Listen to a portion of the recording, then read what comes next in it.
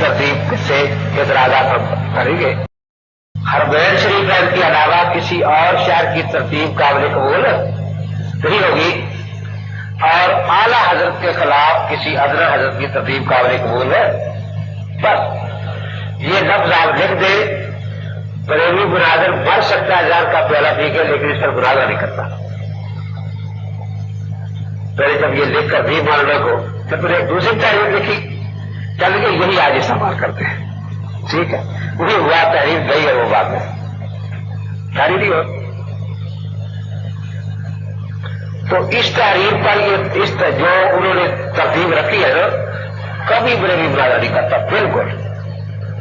یہاں جا کر میرے پر تھا تو یہاں بھی ایک جگہ شور مچا تھا، وہ ساتھی میرے پاس آئے، میں نے یہاں لکھ کے دے دیا کہ بس کرا لو ان کے اس ترتیب پر مناظرہ کریں۔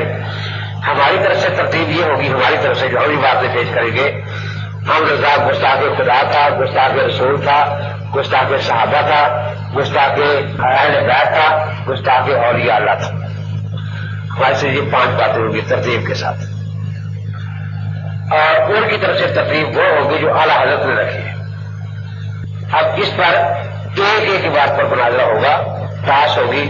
اگر پہلے انہوں نے اعتراض کرنا ہوگا تو ایک اعتراض وہ سامنے پہلا کریں گے، پھر بات ہوگی، پھر ہم اعتراض کریں گے، پھر دوسرا وہ کریں گے، پھر تیسرا۔ اگر پہلی بار ہماری باری آئی تو ہم پہلا اعتراض کریں گے ان پر، اور پھر وہ دوسرا جواب دیں گے۔ اس پر یہ بالکل نہیں آتے ہیں، ان کو بڑا شوق ہوتا ہے میرے ساتھ مناظرہ یہ کہ کیا بات ہماری انہوں نے، اس کے بعد وہ بتاتے ہیں کہ امیر کے ساتھ عبارتوں پر مناظرہ بالکل نہیں کرتا، حالانکہ اس کا بڑا شوق ہوتا ہے اس کو مناظرہ کرنے کا۔ وہ بھی مناظرہ تھا دیر کے بھی، یہ گجرات کے پاس 7 ہوئے بائی پاس کے، حضرت شاہ حدیث مولانا سرفراز کے ساتھ دامت برکاتہ نے پوچھا کہ مناظر کون رکھ رہے ہیں؟ ہم نے کہا جی امیر۔ تو ایک لفظ بھی تم نے لے کر ان کے پاس چلے جاؤ، موضوع بھی اس سے لکھوا کے لاؤ، شرائط بھی اس سے لکھوا کے لاؤ۔ اب میں نے موضوع بھی لکھ دیا، شرائط بھی لکھ دی، چلے گئے۔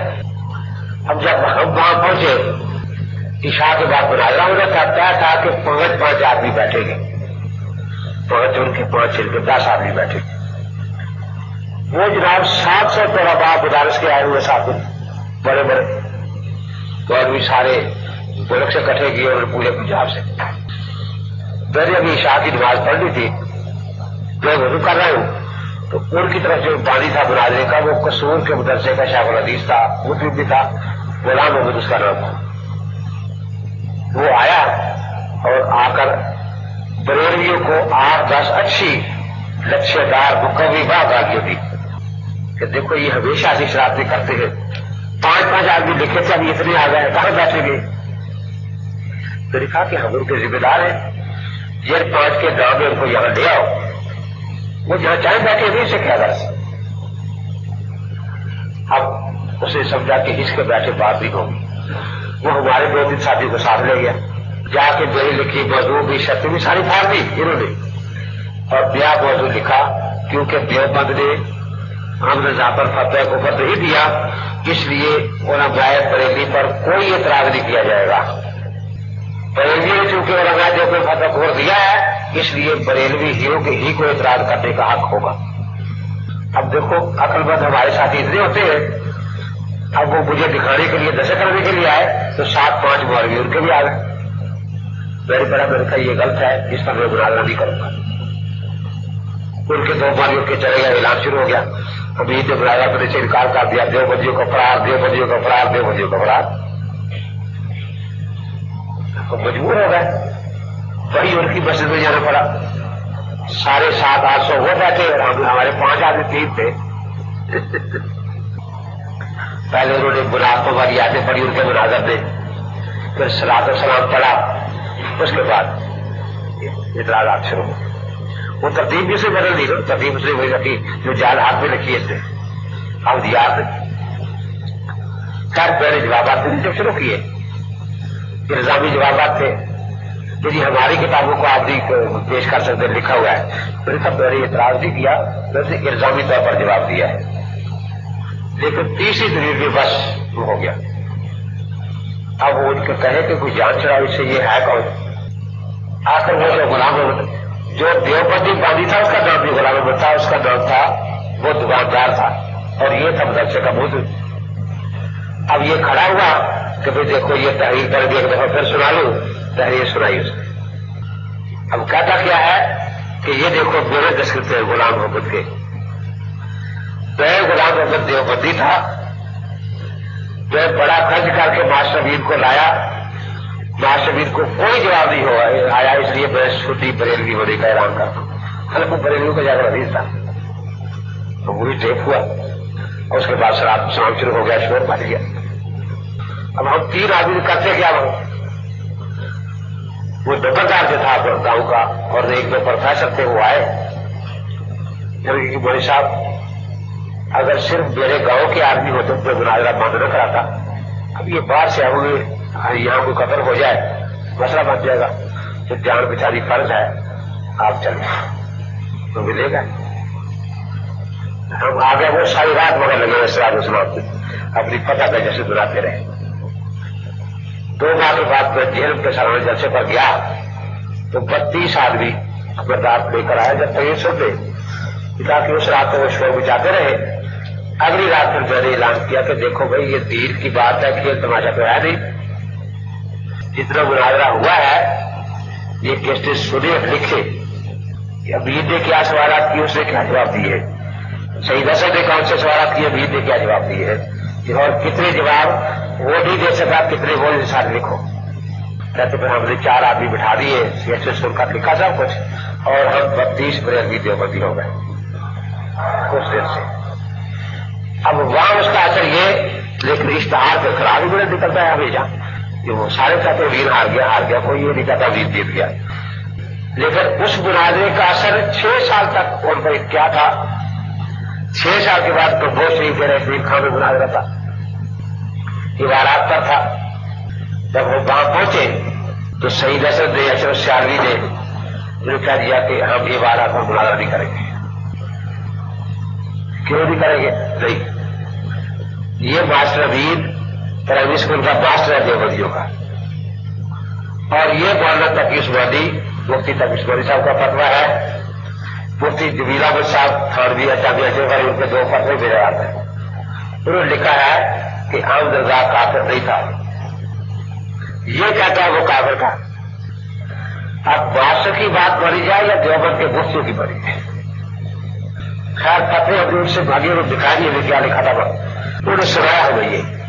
میں نے کہا کہ مفتی کا فتویٰ تو سوال پر ہوتا ہے، جواب جو ہوتا ہے، سوال میں لکھتا ہوں، آپ مولانا تقی عثمانی کے پاس لے جائیں، مولانا مفتی جمیل لے جائیں، میرے سوال لکھے پر وہ لکھ دے کہ احمد رضا مسلمان ہے تو ٹھیک ہے، میں اپنی شکست لکھوں گا۔ لکھا علماء دیوبند فتویٰ کفر دینے میں بہت زیادہ احتیاط کرتے ہیں، کہتے ہیں جس طرح کسی کے قتل کرنے کا ثبوت چاہیے اس سے زیادہ فتویٰ کفر کا ثبوت چاہیے۔ اگرچہ احمد رضا نے بہت کچھ کہا علماء دیوبند کو، لیکن انہوں نے کہا کہ کوئی صورت ہو سکتی ہے اس پر فتویٰ کفر نہ دیا جائے۔ اس میں یہی طے ہوا کہ 2 ہی صورتیں ہیں، یہ جو الزامات علماء دیوبند پر لگاتا ہے شاہ شہید پر، اور پھر اس کو کافر بھی نہیں کہتا، اگر اس کو جھوٹا مان لیا جائے، بہتان طراز مان لیا جائے، کذاب مان لیا جائے، تو پھر یہ فتویٰ کفر سے بن سکتا ہے۔ اس لیے اس کو کذاب مان لو، دجال مان لو، کافر نہ کہو۔ تو میں نے کہا احمد رضا کو ان سارے الزامات میں کذاب دجال مان لے، آپ بھی میں بھی کہتے وہ کافر نہیں ہے، کذاب دجال ہے، لیکن ان الزامات میں سچا ماننے کے بعد دنیا میں کسی معنی بولتے نہیں جانا دوستوں کو سمجھ گئے۔ سوال میں لکھتا ہوں، آپ بھیجے مولانا تقی عثمانی کے پاس، وہ کس طرح سے کہتا ہے کہ وہ کہتے ہیں کہ یہ مسلمان ہے۔ بہرحال اس کے بعد میں نے انتہال مخصوص اٹھائی، سید گلزار سے جانپوری رحمۃ اللہ علیہ کی، میں نے کہا یہ پرائمری اسکول کے استاد نہیں ہے، یہ دارالدیوبند کے نازمی تعلیمات اور مناظر ہیں۔ انہوں نے لکھا ہے مخصوص میں کہ خان صاحب بریلوی اپنی کتابوں کی روشنی میں اور اسی فتوے کی روشنی میں جو حسام الحمین جو وہ حرمین سے لائے تھے، ایسے کافر مرتد ہیں کہ آئندہ ان کی نسل میں جو 70 کچے انڈے پیدا ہوں گے وہ بھی کافر مرتد نہیں پیدا ہوں گے. لم یلد الا فاجرا کفارا. میں نے کہا یہ جال کی تعلیمات ہے دیوبند کے پیرنٹس کا معاشر نہیں ہے. تو انہوں نے بس ہم نہیں کرتے مناظرہ, ہم اس پر مناظرہ نہیں کرتے, مناظرہ نہیں کرتے. تو بہرحال میرا ایک زمانے میں ہیڈ ماسٹر بریلوی تھا, اس کو یہ روز تنگ کرتے. مجھے کہنے لگا آخر یہ کیا اختلاف ہے آپ میں؟ میرے تو الزامات ہیں جھوٹے اور کچھ بھی نہیں. اس کی حقیقت کیا ہے؟ میں وہ صاحب ہر بیت بھی لے آیا, تہذیب الراس بھی لے آیا, کیونکہ پہلا اعتراض تو تہذیب الراس پر ہے نا, مولانا نانوتوی پر. میں نے کہا یہ دیکھو یہ صاحب ہر بیت, اس میں جو عبارت اس نے اردو میں پیش کیا ہے, جو عربی ترجمہ کیا ہے, یہ دونوں سمے پوچھل کر دیں. اور جو اس نے عبارت یہاں پیش کی ہے وہ صفحہ مجھے مجھ سے کہو کہ تہذیب الراس لے جاؤ, وہ پوچھل کرا دیں, کیونکہ وہ عبارت 3 جگہ سے کاٹتا پیش کیے دو. 5 لفظ جو ہے وہ صفحہ 15 کے ہیں, اور 6 لفظ جو ہے صفحہ 31 کے ہیں, اور 5 لفظ جو ہے وہ صفحہ 3 کے ہیں. تو نے کہا اس طرح سے کاٹ کے آتا ٹکڑا یہاں سے آتا یہاں سے, اگر اللہ کی کتاب پر بھی کوئی ظلم کرے تو بڑے بدل جاتے ہیں. پھر میں نے باقاعدہ قرآن اس کے سامنے رکھا اور میں نے دکھایا کہ یہ آیت ہے جن اللہ دینا آمنوا وعملوا الصالحات, یہ میں نے آدھی دکھا کے لکھ دی. آگے میں نے دوسری بات دکھا دی سیدخلون جہنم داخرین. میں نے کہا ان سے پہلے یہ پوچھنا کہ یہ آیت قرآن کی آیت ہے, وہ کہیں گے نہیں. کہ کون سا لفظ نشان کا قرآن بھی نہیں, ایک لفظ قرآن میں ہے نا, اس کا ایک لفظ قرآن میں ہے, لیکن یہ قرآن کی آیت نہیں. اس میں جو مسئلہ ہے وہ قطعی قرآن کا مسئلہ نہیں, قرآن کے خلاف ہے. یہ ان کو دکھا کے سمجھا کے کہ اگر عبارت کاٹ کر پیش کی جائے تو خدا کے قرآن سے بھی غلط مطلب نکالا جا سکتا ہے. اس لیے آپ ہمیں یہ تہذیب الراس لیں اور وہ صفحہ پوشن کرا دیں جس پر بیان ہی اسی طرح عبارت ہو جس طریقے سے اعلیٰ حضرت نے مکہ اور مدینہ کے علماء کے سامنے پیش کی ہے. اگر وہ دکھا دے تو میں بھی تصدیق کر دوں گا کہ یہ لوگ کافر ہیں, جو ان کو کافر ہوتا ہے وہ کافر. وہ لے گیا, ان کو پہلے وہی آیت سمجھائی کہ جی یہ جو آیت ہے یہ قرآن پاک کی آیت ہے. پہلے کہا اس جگہ غور سے پڑھ لے, چلیے یہ تو 2 جگہ سے جڑی ہوئی ہے. یہ قرآن کی آیت ہے کہ نہیں, کیوں جی کون سا لفظ نشان لگائیں, قرآن میں نہیں ہے. تو الفاظ سارے قرآن میں ہے, لیکن یہ قرآن کی آیت نہیں کہی جائے گی کیونکہ 2 جگہ سے جوڑی گئی ہے. کہ یہ جو عبارت 3 جگہ سے جوڑی گئی ہے, یہ واقعہ 3 جگہ سے جوڑی ہے یا ایک جگہ ہے عبارت اس کتاب میں تہذیب الراس میں؟ اگر ہے تو کوشش کرا دے مجھے سوال. پورے کتنا اور ہے انداز ہے. اسی پر تو یہ بحث نہیں کرتے, اس تقریب پر بالکل ڈرتے ہیں. کتابیں رکھ دو اور تلاش کریں گے, صفحہ یاد نہیں ہے, ایڈیشن اور ہے, رکھ گیا اگلے دن گیا وہ, ابھی ہمیں وہ تلاش نہیں ملا. 4 دن سے لڑ پڑے کہ یہ کتاب جو ہے تہذیب الراس یہ انہوں نے بدل دی ہے. پہلا جو ایڈیشن تھا اس میں وہی بات جو اعلیٰ حضرت نے لکھی ہے, تاکہ وہ پہلا ایڈیشن آپ کے پاس ہے کہیں تاکہ ہم پتہ کریں. تو مجھے آ کے بتایا, میں نے 15 کتابیں بھیجی کہ میں نے کہا جس دن سے یہ کتاب تھی اسی دن سے علماء بہت شور مچا رہے ہیں کہ یہ بات نہیں ہے, کاٹ کر لکھی گئی ہے. تو کس زمانے میں تبدیل ہوئی یہ بات؟ اب وہ خاموش تھی. الماس کو لے کر لگا جی بالکل جھوٹے ہیں وہ, اور یہ غلط بات ہے. یہ پہلے سمجھا دیا پہلی بات تھا. اب میں نے الٹا پڑھ کیا, دیکھا میرے کا دوسرا پڑھ بھی دیکھو اس کا. یہ عبارت جو مولانا کی انہوں نے پیش کی تھی, اس پر انہوں نے جواب کیا لکھا ہے کہ اس میں ختم نبوت کا انکار ہے اور ختم نبوت کا منکر کافر ہے. ختم نبوت کے منکر کو کافر نہ کہنے والا یا شک کرنے والا یا توقف کرنے والا وہ بھی کافر ہے. ان کا یہ فتویٰ ہے جو علماء احمد شریف نے دیا ہے. میں نے تہذیب الراس سے دکھایا کہ حضرت نے لکھا ہے کہ ختم نبوت کا منکر ایسا ہی کافر ہے جیسا رکعت نماز کا منکر کافر ہے. میرے کو یہ فتویٰ حضرت کو نہیں لگا، کیونکہ وہ خود بھی ختم العلم کے قائل ہے اور ختم العلم کے منکر کو کافر بھی کہتے ہیں. اب دیکھو حضرت کی کرامت کتنی زبردست نکلی کہ یہ فتویٰ ہم رضا پر لگ گیا. میں نے اس کا رسالہ اٹھایا، الکوکبۃ الشہابیہ، الکوکبۃ الشہابیہ، چھوٹا سا رسالہ ہے، علی کفریات الوہابیہ. اس میں وہ لکھتا ہے اسماعیل دہلوی ختم النبوت کا منکر ہے، اسماعیل دہلوی ختم النبوت کا منکر ہے. وہ میرے سارا پڑھ کے سنایا. پھر کب مولانا فرماتے ہیں کہ جو یہ عقیدہ ہے کہ وہ کافر ہے، اور احمد رضا کہتا ہے کہ یہ مولانا دغوئی کا عقیدہ ہے. پھر میرے قرآن پاک کھولا، میں نے کہا دیکھو یہ ہے لقد کفر الذین قالوا ان اللہ والمسیح ابن مریم. یہ پوری آیت میرے اوپر لکھی، نیچے لکھا ان اللہ والمسیح ابن مریم. لقد کفر الذین قالوا کاٹ دیا نا. تو اگر ان سے پوچھ لو کہ یہ آیت قرآن کی ہے یا یہ قرآن کی ہے، لفظ تو قرآن میں موجود ہے نا. اتنی آیت سے جو عقیدہ نکلتا ہے، کیا واقعی قرآن یہی بنانا چاہتے ہیں، اس کو کفر کہہ رہا ہے. اسی طرح اب لے جاؤ فتاوی رشیدیہ، ان سے کہو کہ حسام الحرمین میں جس فتوے کا حوالہ دیا ہے اس کا فوٹو اسٹیٹ کر دیں، اسے سمجھ کرتا آگے آپ پڑھ لیں. اور اگر اس طرح دھوکہ دینا ہے تو پھر تو قرآن پاک سے بھی کفر عقیدے نکالے جا سکتے ہیں.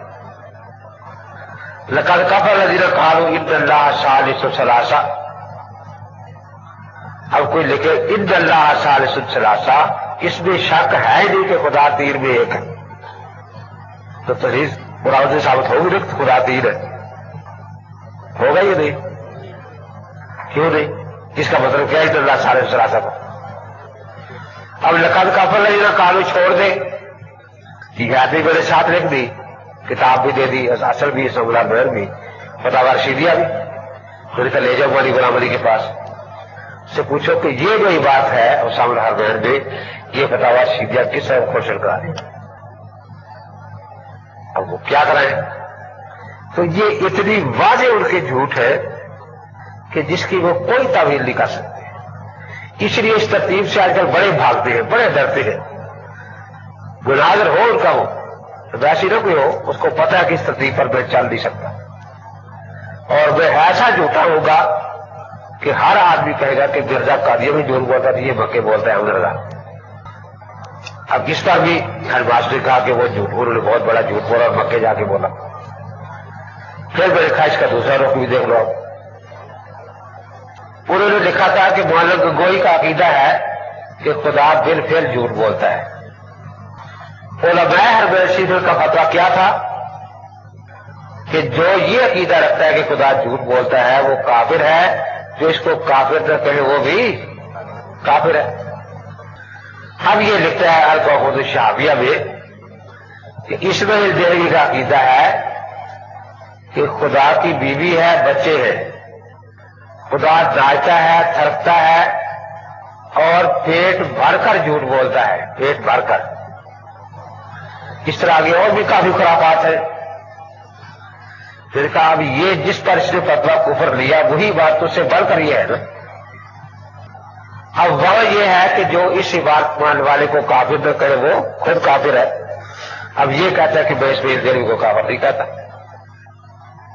کیونکہ ہمیں حکم یہ دیا گیا ہے کہ اگر کسی عبادت کے 100 پہلو نکل سکتے ہو، 100 پہلو، ان میں سے 99 کفر کے ہو. یہ کہتا ہے کہ 100 پہلو ہو عبادت کے، 99 کفر کے ہو، ایک اسلام کا ہو اگرچہ کمزور ہو، تو فتویٰ کفر پر نہیں دیا جائے گا، اسلام پر دیا جائے گا. اب میں نے کہا اس فکرے میں کہ خدا پیٹ بھر کے جھوٹ بولتا ہے، پھر 100 نہیں کروڑوں اعتماد نکالو اسلام کا، وہ تو بھر گیا ہے نا. تو 100 نہیں کروڑوں اعتماد نکالو جو اسلام کا ہو. کون سا احترام اس میں اسلام کا، اعتماد اس میں اسلام کا ہے؟ بیچارے میرے کو ان سے لکھوا کے لانا ہے کہ اس فکرے میں کون سا اعتماد اسلام کا ہے. करोड़ों से, और अगर नहीं है तो फिर आम रजा पर वो अपना लाया वो फतवा देखो कैसे अच्छी तरह फिट आ रहा है। और मैंने उसे कहा एडमास्टर को कि आम रजा क़यामत तक चीखता रहेगा कुफर के नीचे दबा होगा, लेकिन कोई बरेलवी उसको निकालेगा नहीं। हम पर जो इतराज करते हैं 100 दफा जवाब दे चुके उनके। हमने अपनी सफाई पूरी तरह से बयान कर दी है, लेकिन बरेलवियों की हिम्मत नहीं है। ये करामत है गंगोही रहमतुल्लाह की कि वो इसको अब इस कुफर से निकाले। वो चला गया, उसे फिर उन्होंने यही कहा कि ये अमीर है देवबंद की उलमा ने फतवा कुफर नहीं दिया। मैंने कहा उलमा देवबंद ने जो फतवा कुफर नहीं दिया वो इसीलिए कि उन्होंने इसको झूठा बोला कि ये झूठ बोलता है, शाह साहब का अकीदा ये नहीं है। उनको भी कहो कि लिख दे ये कज़ाब है, दज्जाल है, बहुत तराश है। और इतना बड़ा झूठा है कि दुनिया में ना पहले हुआ ना क़यामत तक होगा कि जो हरमैन शरीफ में जाके झूठ बोलता है। तो ठीक है, हम भी कहेंगे ये काफिर नहीं है, झूठा है, दज्जाल है, ऐसा है। लेकिन इन इल्जामात भी इसको सच्चा मानने के बाद कोई मुफ्ती इसको मुसलमान साबित नहीं कर सकता। अब देखिए ये पहली दो बातों पर मैंने दोनों पहलू आपके सामने रखे हैं। इसी तरह ये जो चारों बातें हैं उन पर हम पेश करते हैं। अब हाफिज से जब उन्हें पेश करते हैं कि ये गुस्ताखे खुदा था, तो भी फतावा रज़विया जो है और पॉपुलर शहाबिया बस काफी है, उसका एक सफा है, उस पर 53 अकीदे खुदा के बारे में माज़अल्लाह लिखे हैं। इसमें देवी कहता है खुदा ताला माज़अल्लाह लौंडेबाज भी है, लौंडेबाजी करवाता भी है। उसके साथ मर्दों वाली निशानी भी है, औरतों वाली भी। वो मर्दों वाला काम भी करता है, औरतों वाला काम भी करवाता है। ये सारे फिक्रे हैं 53 के करीब।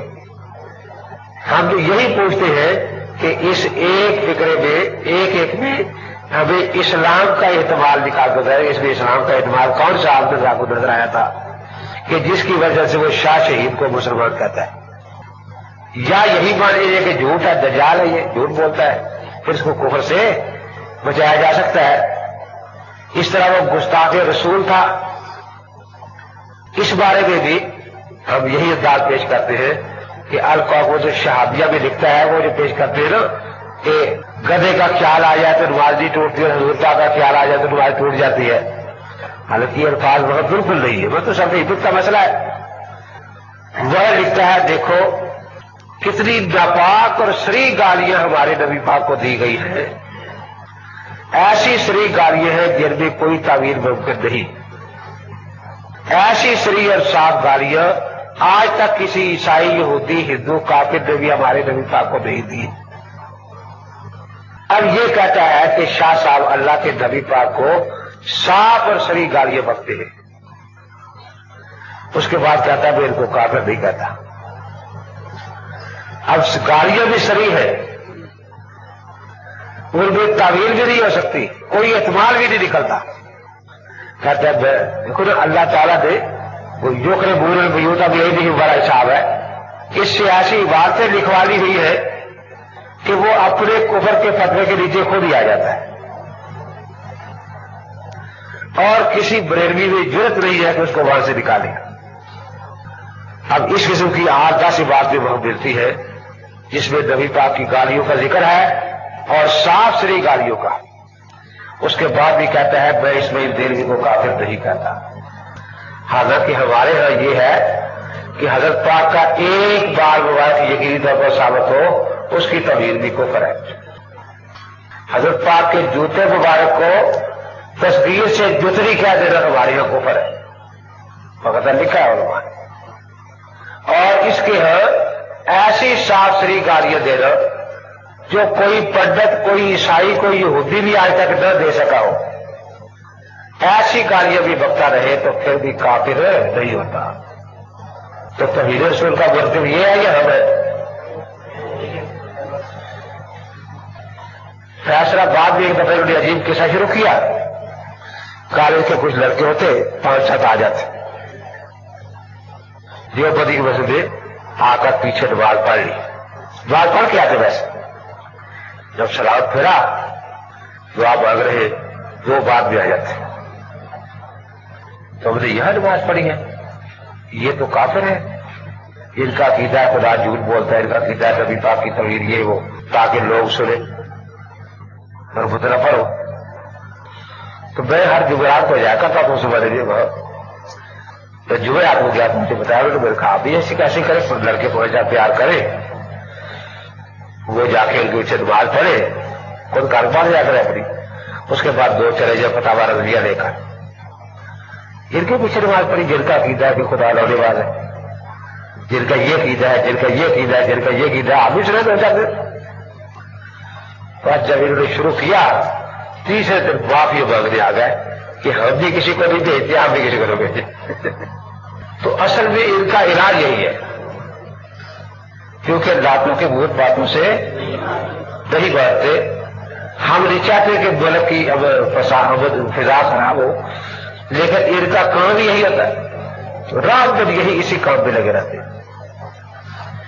تو اس لیے یہ جو انداز ہے میرا، اس پر یہ بالکل نہیں آتے۔ اسی طرح یہ توحید رسول بھی سمجھ گئی نا، توحید صحابہ پر میں جو ہمارا پیش کرتا ہوں مرفوضات کا ہے، حضرت عبد الرحمن القاری، یہ بخاری صفحہ 269 کی حدیث ہے، وہ حضرت عمر نے تراویح پر سب کو اکٹھا کیا، صحابی ہے، تقریباً تہذیبی ان کو صحابی لکھا ہے، حمزہ لکھتے ہیں یہ خوک خنزیر بے ایمان مرتد تھا اور کافر تھا،